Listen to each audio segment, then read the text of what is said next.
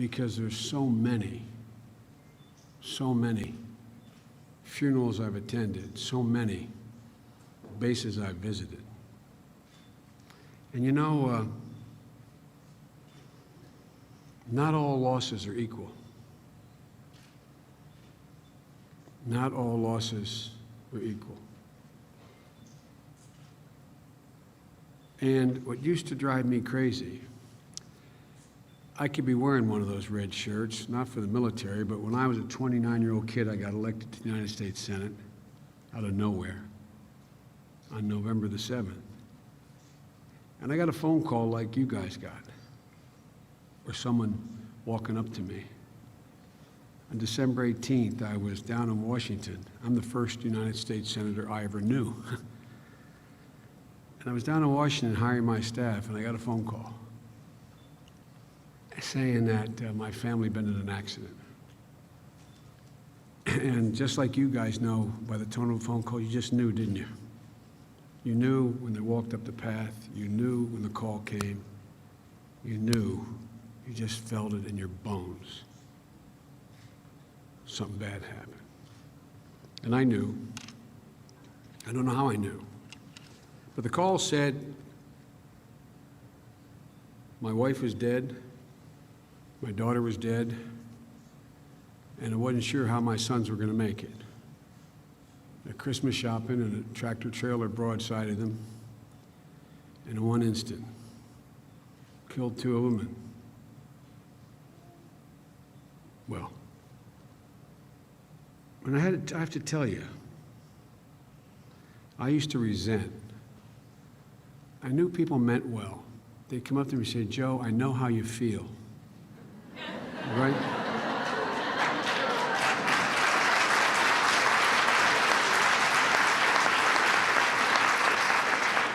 You knew they meant well.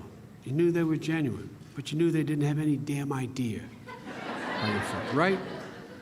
Isn't that true? I mean, that black hole you feel in your chest like you're being sucked back into it. Looking at your kids, and most of you have kids here. And by the way, to the moms and dads, no parent should be predeceased by their son or daughter. I unfortunately have that experience too. But you know what?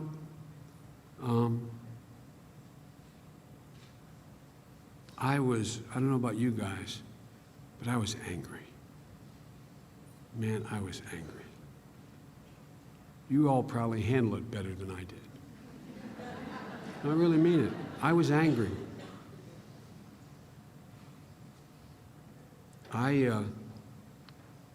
Not that it's relevant what religion, but I'm a practicing Catholic, and I was a practicing Catholic at the time.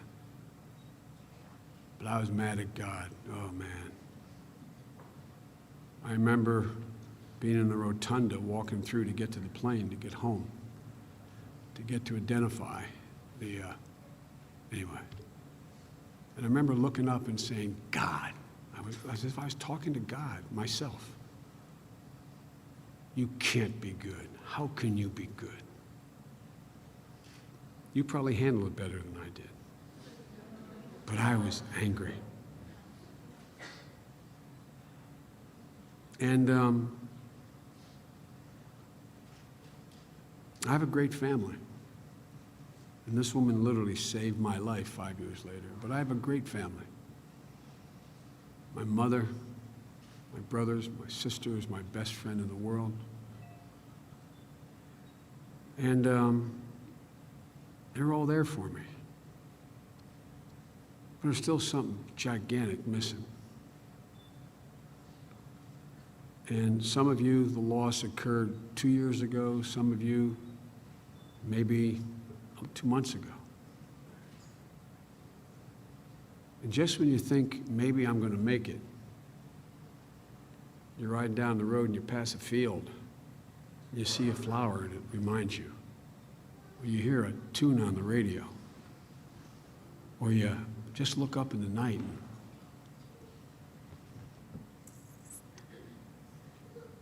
and you know, you think maybe maybe I'm not going to make it, man. Because you feel at that moment the way you felt the day you got the news. And out of the blue, I got a phone call one day from a guy who was a much older guy than me, and I didn't even know it, he was a former governor. That's all right, I'm used to babies. You don't have to take them out. Don't worry about it, for real. And so what happened was, I got this call out of the blue from a guy who was a former governor of New Jersey. I never knew him, never met him, and he said, you know, called, expressed my sympathy, Senator, I know what it's like. And I felt like saying, you know. And he said, I know what it's like. He said, when I was Attorney General, I was a young guy, and he said, I lived across the green in Trenton from the, in the state capitol from my office. I was Attorney General, and I used to go home for lunch every day. And one day I'm walking back across the green for lunch. It was only a block away, and a woman who came in to help once or twice a week came running across the green and she said, Attorney General, your wife just dropped dead. He said, I remembered what it was like. I started listening. And he said, you know what helped me? He said, and for what it's worth, I'd recommend it to you. He said, you know, start to keep a calendar. Keep a calendar. And every day when you go to bed, every night when you go to bed, mark in that calendar whether the day was a 1, which was as bad as the day you heard the news, or a 10. He said, you won't have 10s for a long time. But measure. Just mark it down. And he said, after 2 months, take out that calendar and put it on a graph. And you'll find that your down days are just as bad as the first day. But here's what happens. Instead of them being like this, they get further and further apart. He said, that's when you know you're going to make it. That's when you know you're going to make it, when you realize the measure of your progress, you mothers, you fathers, you husbands, you wives, you brothers, you sisters. That's when you know. That's when you know I might make it. And all of you, I don't know all of you, many of you have kids and grandkids in the other rooms. And you know as well as I do that they need you. But you know what most people don't understand, didn't go through what we went through? You need them more than they need you. You need them more than they need you. You're going to find something remarkable to happen.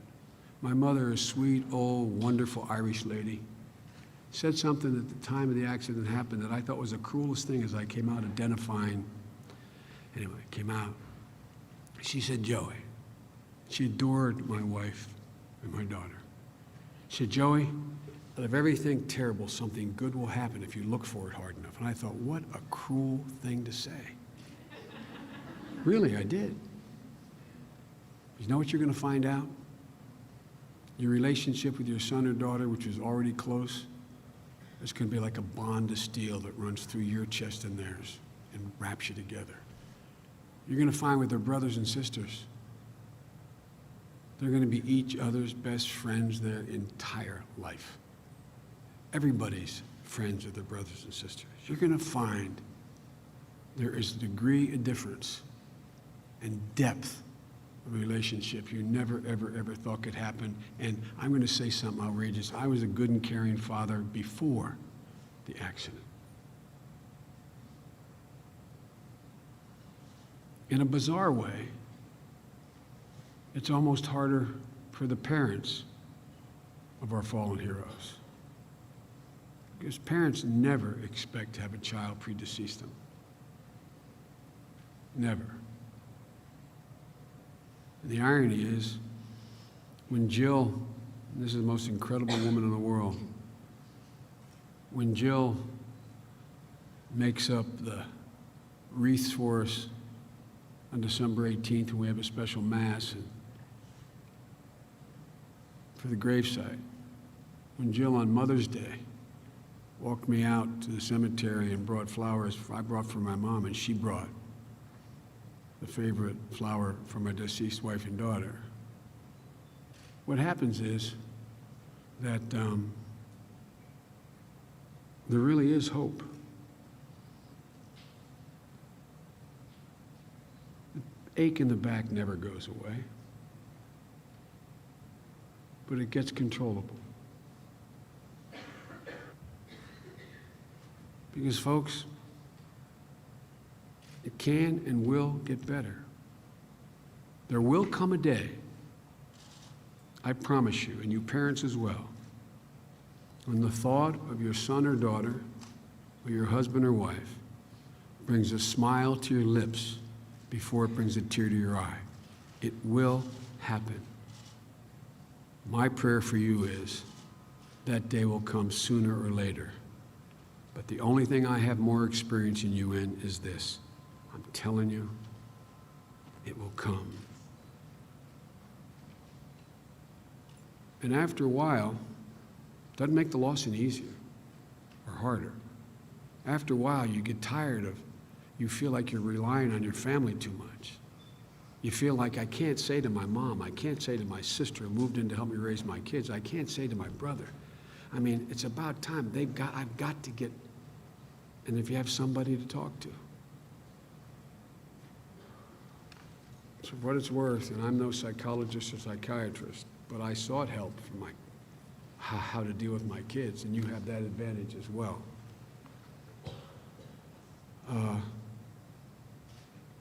It became solace for me to talk to people I didn't even know, but had called me and said they've been through it. I'd call it, they'd give me their phone number. And I'd call. Just basically for somebody to say, you can make it. So hang on to each other. Hang on to each other. And